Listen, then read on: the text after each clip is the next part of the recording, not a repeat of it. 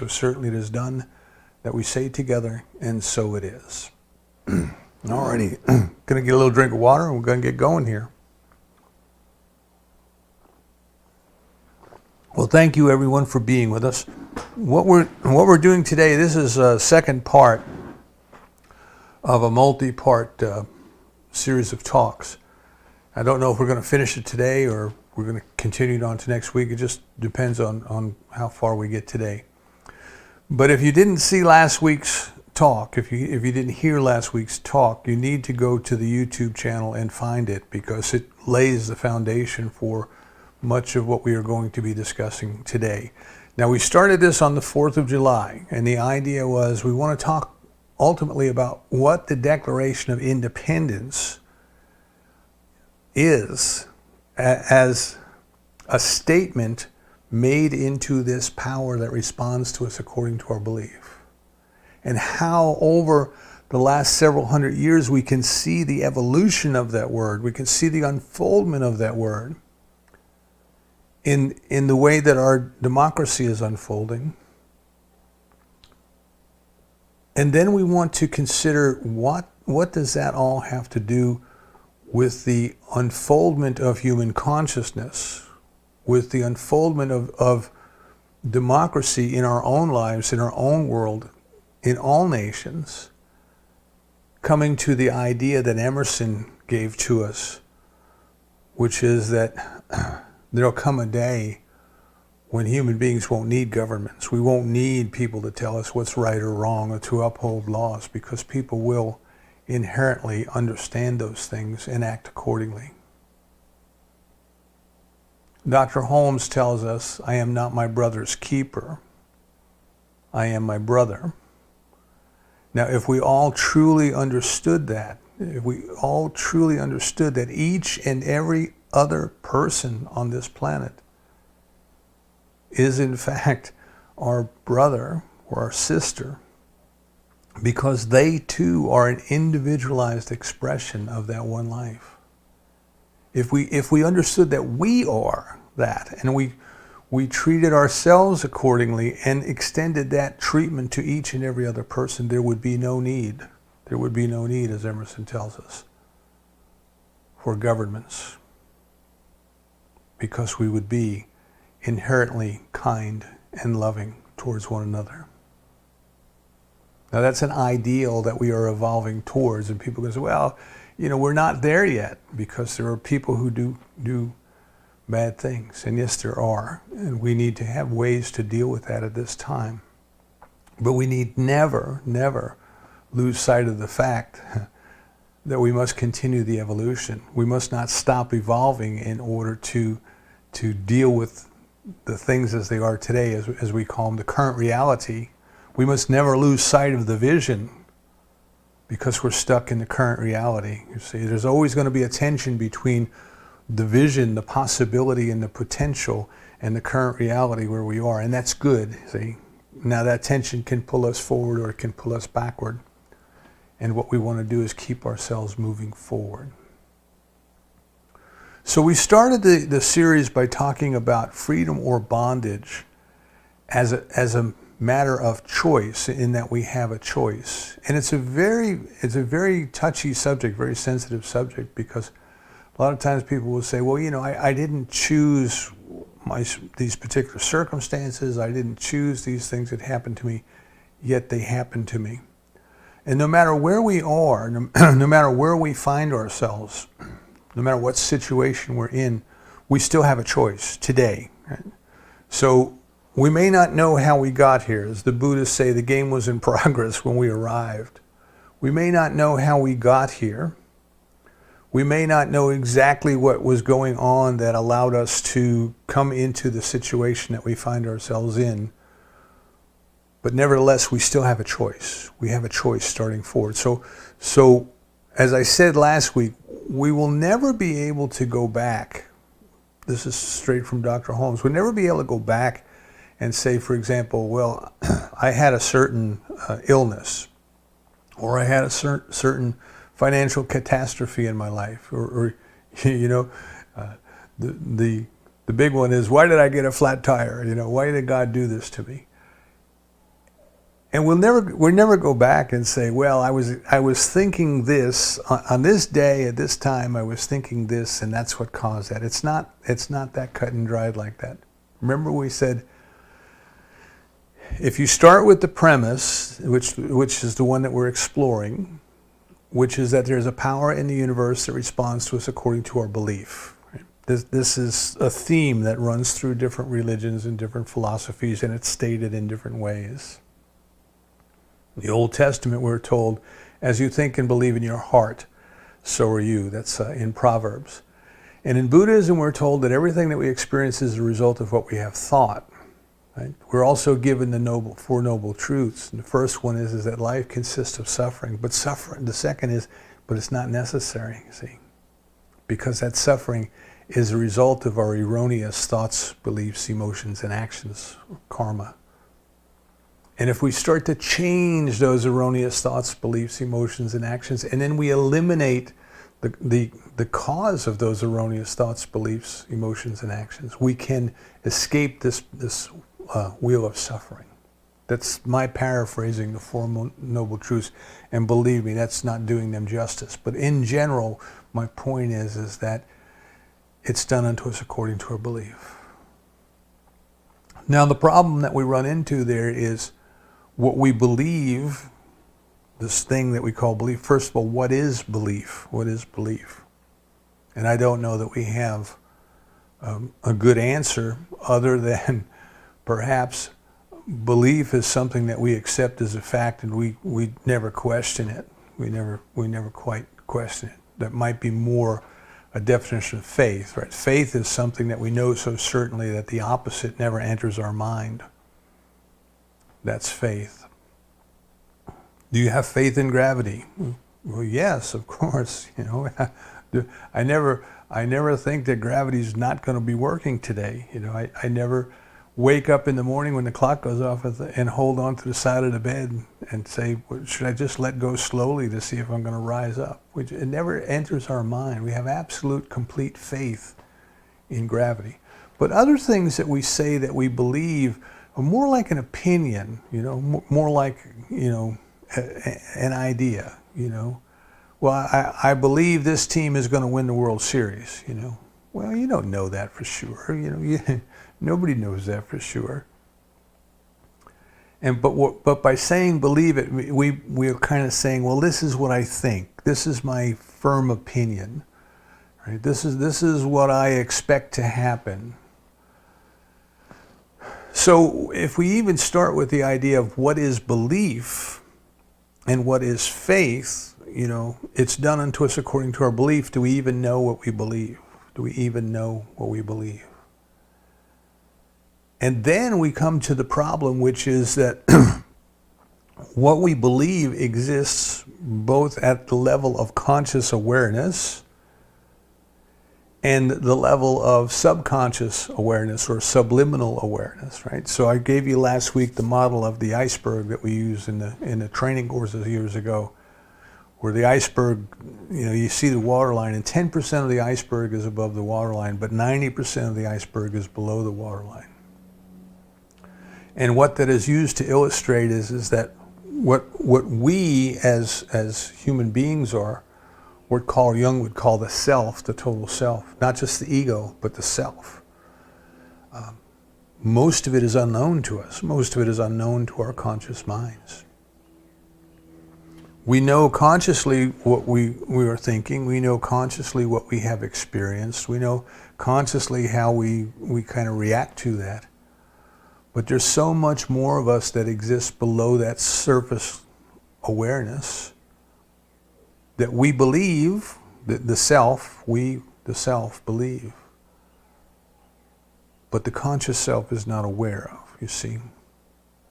So now we're faced with this problem that says, if we live in a world, where we live in a universe, a spiritual universe, where there's this something that we call the law of mind, or this power that responds to us according to our belief, but most of what we believe is unknown to us. Right? This is what, when our Wednesday night group, or our Zoom group, I'll call it now because we're meeting on Mondays, But when we were watching some interviews with Carl Jung, he was saying that the conscious mind does not know what the unconscious mind thinks and believes. And the only way to discover that is by interpreting the symbols. This was his theory. And through a process of analysis and working with a skilled interpreter, an analyst who could help individuals kind of understand what's going on in their own subconscious mind. I don't know that we need to do that. I'm not suggesting that we need to do that. You may want to.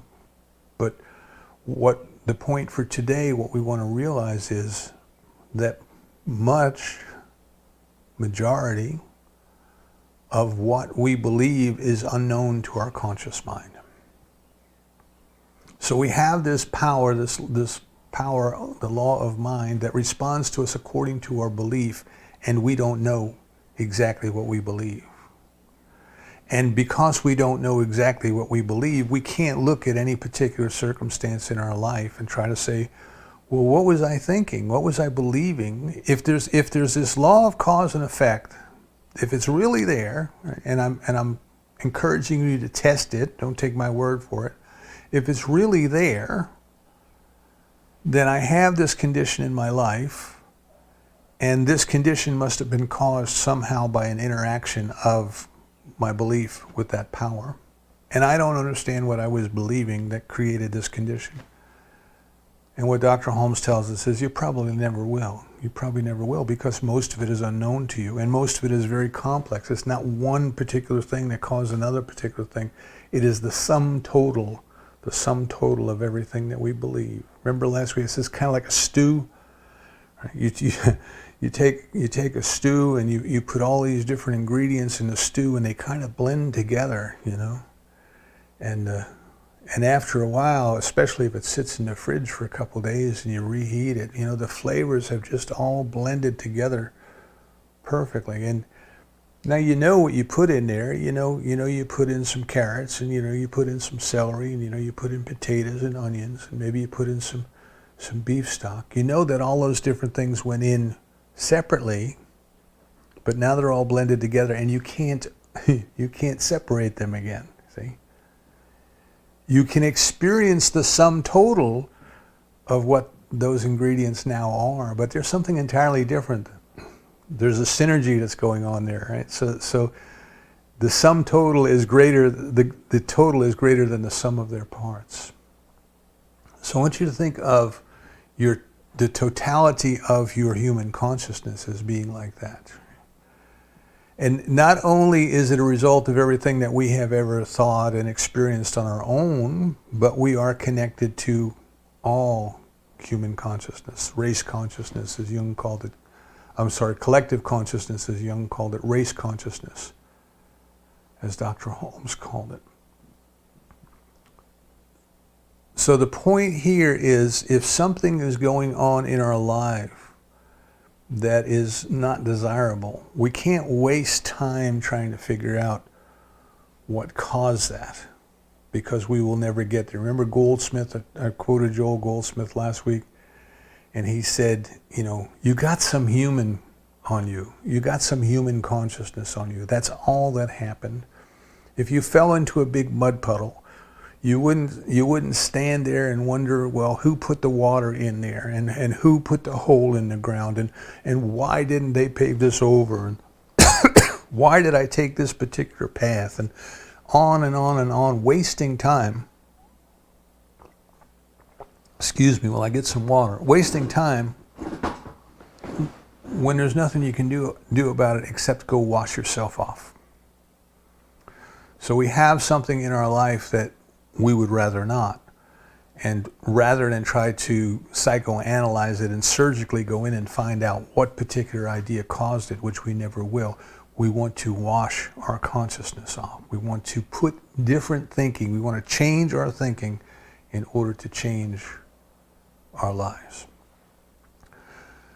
So we come to this concept then of freedom and bondage. And the point of freedom or bondage is that there's one power operating through our consciousness, or operating upon our consciousness, much like gravity. is a power. We don't know for sure that it's a power. We don't even know what gravity is, right? But we understand enough about how it works that we recognize if we lean too far over the edge of a cliff, we're going to fall off the cliff and we will get hurt. Now, gravity is not punishing us. Gravity is not testing us. Gravity is not out to get us. Gravity is just being gravity. So there's an example of a power that we can use to have a good experience. You know, you play basketball with the kids, you're using gravity. Or we can use to have a negative experience. We can fall down and get hurt. But gravity is not doing good things for us or doing bad things for us. Gravity is simply being gravity. So what I was saying last week is, as Dr. Holmes was kind of formulating his ideas, he got this idea of this power that operates as law from Thomas Troward, and that helped Dr. Holmes to understand that there's not a punishing God who's trying to send us things to test us or send us things because we've been bad and all that. There is a power in the universe that responds to us according to our belief, and it is the way that we are interacting with that power that produces the circumstances in our lives. Right? And again, as Goldsmith said, don't take this idea of evil, don't take it personally.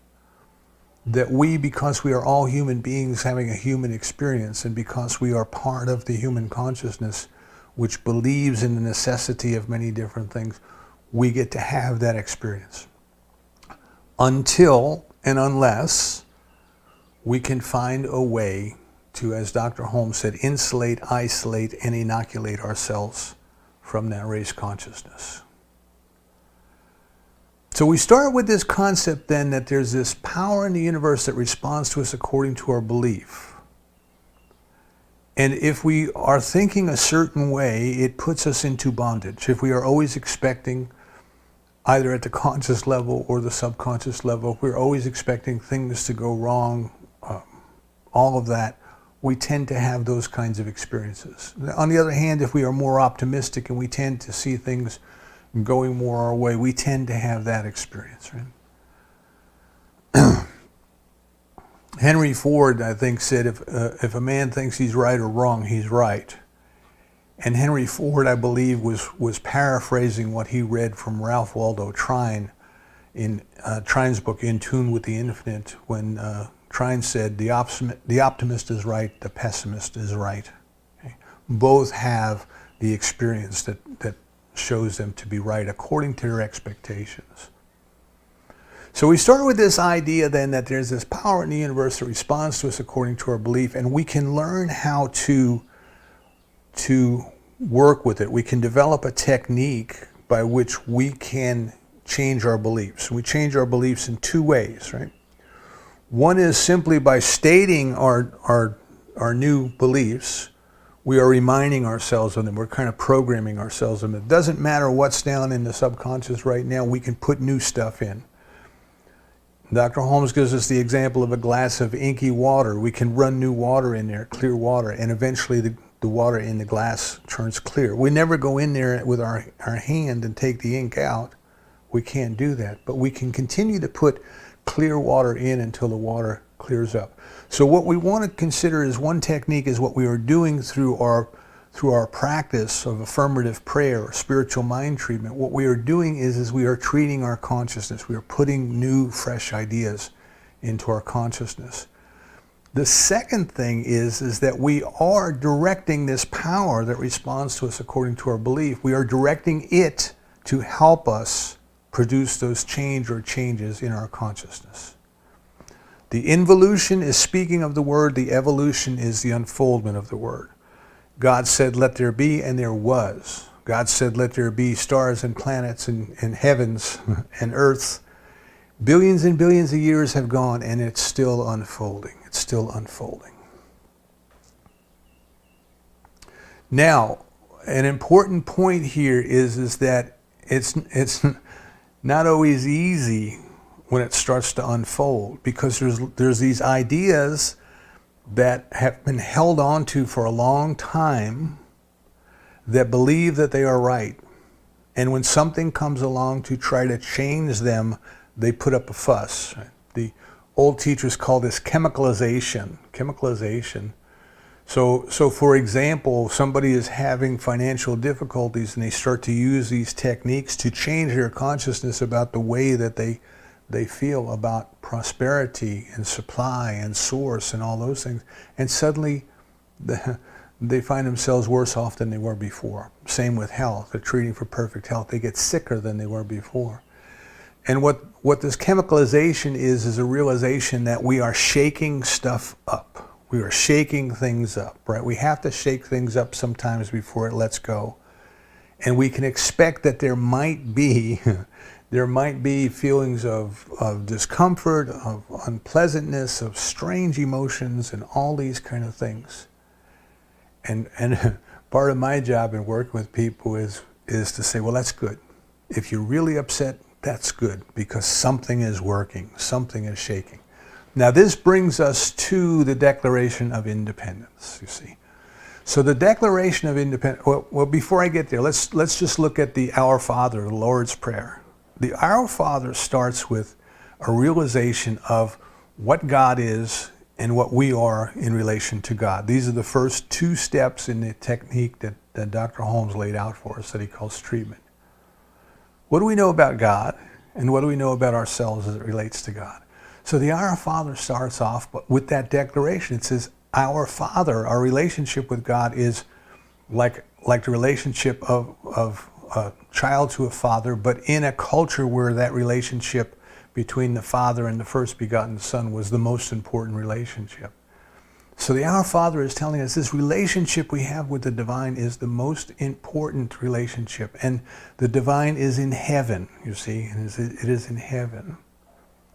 And it's wholeness, or hallowed be thy name. Right? And it says, thy kingdom come, thy will be done. As you speak your word, it unfolds, you see. So it's kind of telling us these things without spelling it out into a specific technique, or saying this is step 1, step 2, step 3. But yet they're there. So if we flip over now, we look at the Declaration of Independence. How did the Declaration of Independence start? Right? We hold these truths to be self-evident, that all persons are created equal and endowed by their Creator with certain unalienable rights, those being life, liberty, amongst them being life, liberty, and the pursuit of happiness. So what do we know about God? God is the Creator, and God has these things to give. And we are endowed. We the people are endowed. So it's very similar if you look at Our Father who art in heaven, right? The Creator endows us.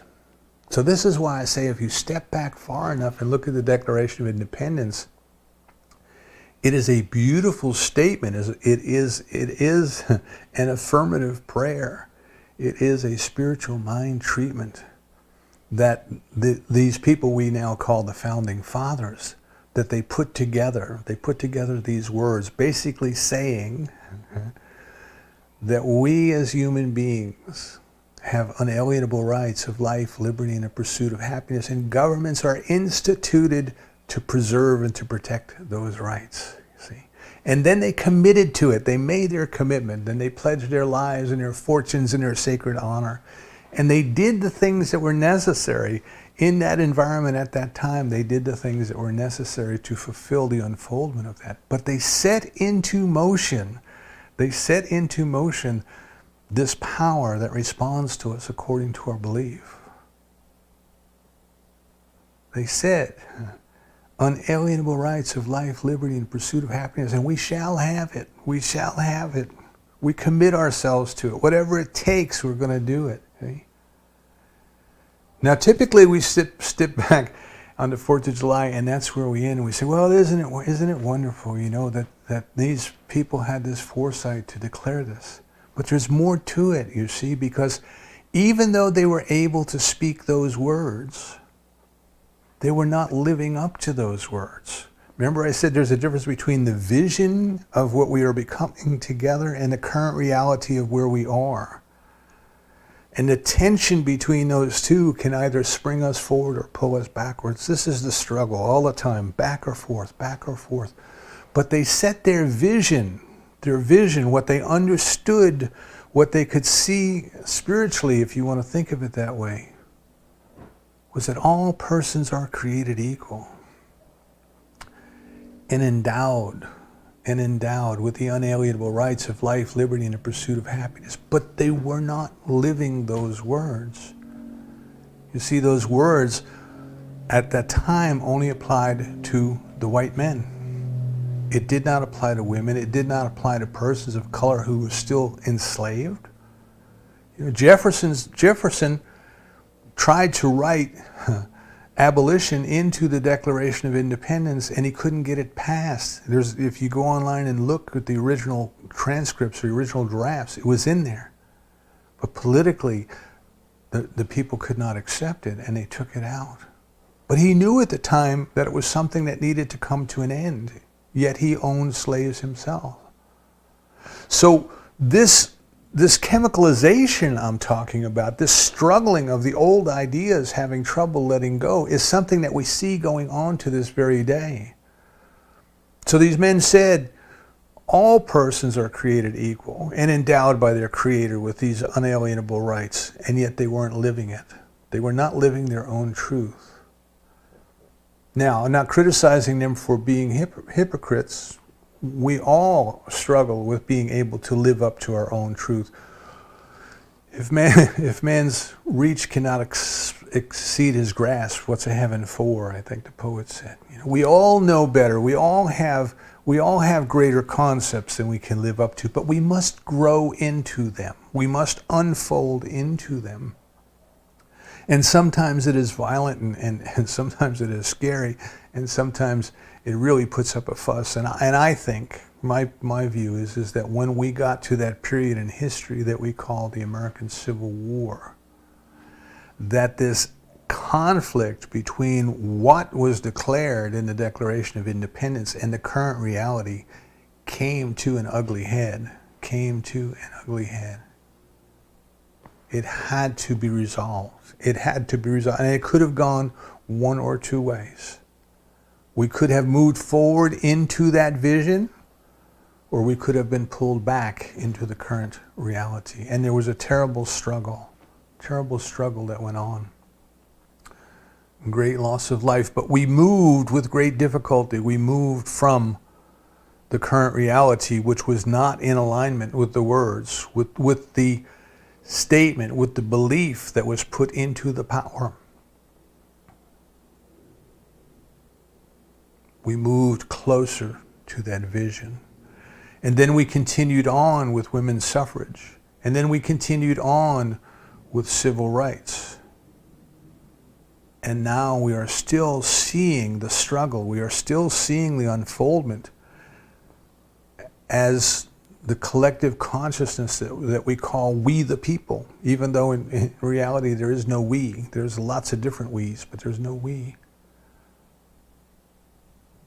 But we are still seeing this struggle, still seeing this unfoldment. Are we really at a point in our society where all persons are equal, treated equally? Or do we still have some unfoldment to do?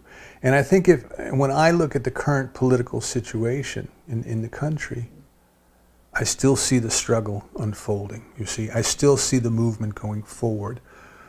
So I honestly believe if everyone every day got up in the morning, every American, and read that Declaration of Independence and truly accepted it and truly believed it, I think you would see things unfold a little bit quicker in our country, that we would unfold into that vision. Now that vision may not look, people may have different views of what that vision is, but the truth will unfold, the truth will make its way through there.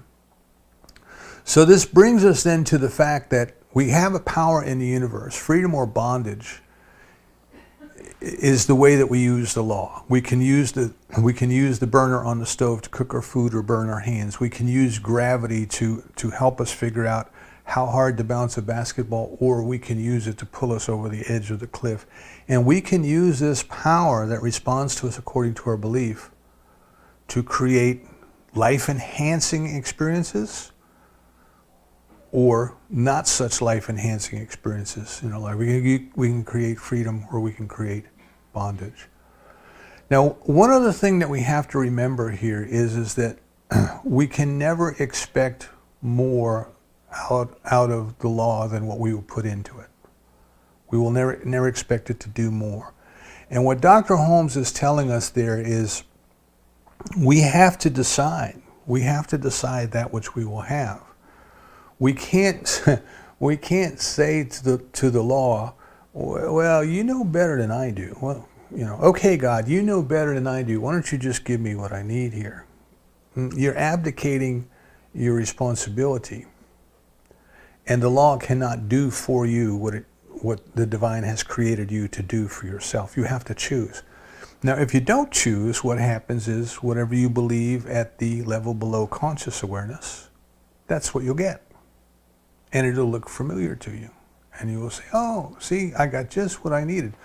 No, you got just what you believe at the subconscious level because you did not do the one thing that only you can do for yourself, which is to decide and to put different thoughts into your consciousness, which is to decide and to deliberately invoke this power that responds to you according to your belief in order to produce new circumstances in your life.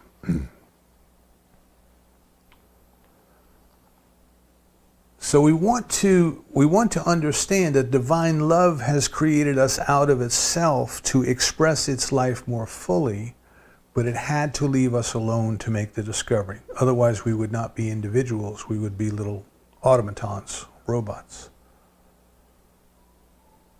And in using our power to choose or not to choose, right? To choose to just accept race consciousness, to accept collective consciousness, we have experienced things that were not life-enhancing. But now we know how to change that. We have a technique. We have the 5 steps where we start with, what do we know about God? How does it relate to us? What is it that I'm willing to accept right now? Can I bring myself to a level of gratitude knowing that it is already done? And then can I release it into the law and let it go? Those are the steps. Those are the 5 steps of treatment. And in so doing, I can experience, as Dr. Holmes tells us, a little bit more every day. I can experience a little bit more of that which is life-affirming. A little bit more. Now, do you really want that? Do you really want that? That's your first decision. Do you really want that? Do you want your life to be more life-affirming? Or do you just want to, go along for the ride? It's up to you. There's no right or wrong and no judgment. It's just up to you. But what is it you want to have happen now? What is it that you want to have happen now? Now, to bring this to the unfoldment of the future of democracy and the future of our own lives, Emmett Fox wrote a little book called The Historical Destiny of the United States. It's available on Amazon for like $1 for your Kindle. And he talks about, if you step back far enough and if you look at how human beings have gotten together and governed themselves since the beginning of recorded history, there's been this unfoldment. Right? And I'll just give you a little side note here in that I just caught a brief article that I started to read that went back for 5,000 years of recorded history and looked at states, centralized governments. And it didn't matter whether it was a dictatorship or whether it was a democracy or somewhere in between. They just looked at a central government, right, that made laws and enforced laws and collected taxes and fought wars and did all those kind of things. And what they found is that over the entire history of a recorded history of what they examined over the last 5,000 years, there has always been an inequality in the state. That it always worked better for the rich than it did for the for the working class and the poor. Just a little side note, just something to think about, that the human concept of government is still flawed. It always has been, and it's still flawed, right? There's still these inequalities. We can say that all persons are created equal, but in experience, they're not, you see. And how do we unfold towards that where everybody is, you see? And of course, part of that is well, what does everybody choose? What does everybody want? So what Emmett Fox has been telling us is if you look at how things have unfolded, you know, we went kind of through this period perhaps where we all belong to a very small culture, you know, our tribe. And then we got into kind of bigger cultures. And the idea as we moved into monarchies was that that the divine had chosen the monarchy to lead. And because the divine selected these people to be the leaders, everybody else was subservient, right? And they lived by the grace, if you will, of the monarchy. But that idea started to change. You see, that idea started to it didn't sit right with people. There's something within people that knows the truth, I feel, and it unfolds. So then we started to see, from our history here in the U.S., which a lot of it comes to us from English law, we started to see this concept that, well, no, the monarchy has to have some kind of consent of the governed. And then we get to the Declaration of Independence here, which expressly says that, you know, that the government is instituted to preserve the rights of the people, and it governs by their consent, Now again, we may say, well, I don't know if that's entirely true. A lot of people don't even go vote and all that, but that is what was put into the law. That is what is unfolding, and that is what we are seeing chemicalization against and fighting back against and all these things, you see. And what Emmett Fox was saying is if you look at the evolution of the governments, it is always more and more towards the recognition of the individual's freedom, the individual's not only right to choose, but the individual's obligation to choose. So Thomas Troward tells us that if you look at physical evolution, that whenever there's kind of a leap step in evolution, it is always two things associated with it: a greater degree of mobility and a greater degree of intelligence. You know, so we move from single-celled animals to multi-celled animals that can swim. And you have a greater degree of mobility, you have a greater degree of intelligence. They can swim, they can interact with their environment, those kind of things. Until we get to the human being, and Troward says the human being has to enter the fifth kingdom, and the fifth kingdom is the spiritual kingdom, where we have to become the speaker, as the Kabbalah tells us, the speaker of the word. We have to become the chooser of our experience. We have to become the decider of our lives. So Troward sees evolution, the unfoldment, right? The involution was God said, let there be beings made in our image and likeness. And the evolution of that brought us up to the human being capable of recognizing itself, recognizing its unity with the divine. But we must decide to do that. And what Emmett Fox is saying is very similar to what Emerson said. He said the ultimate destiny is that each and every person matures to the point, spiritually matures to the point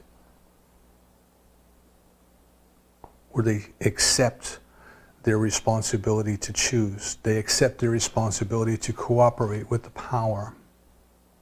They understand not only at an intellectual level, but at an experience level, their unity with all life. That we are all just parts of the same life. We are all brothers. We are all sisters. We are all part of the one.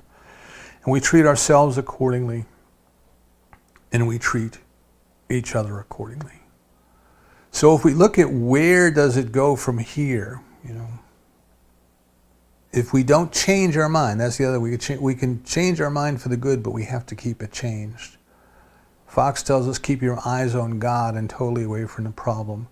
So if we keep up this energy that was created with the Declaration of Independence, if we keep this up, as I say, if people would just read it every day and truly understand that what they're doing is they are invoking a prayer, they are invoking a power that will cause the consciousness, the collective consciousness, to change, to make this expression of life, liberty, and the pursuit of happiness for everyone a reality, then it will continue to unfold. And the ultimate destiny then for governments among men is where Emerson took us, which is we can arrive at the point where we no longer need a government to tell us what's right or wrong. Dr. Holmes said this. He said, we don't need anyone to tell us what's right or wrong. We already know what's right or wrong. What is life enhancing? Just look at whatever it is that you wish to do and say, does it give a greater expression to life or love or truth or beauty? Hopefully you've answered yes to one or more. Does it rob anything from anyone? Does it take anything away from anyone? And if you answer no to both of those, then do it.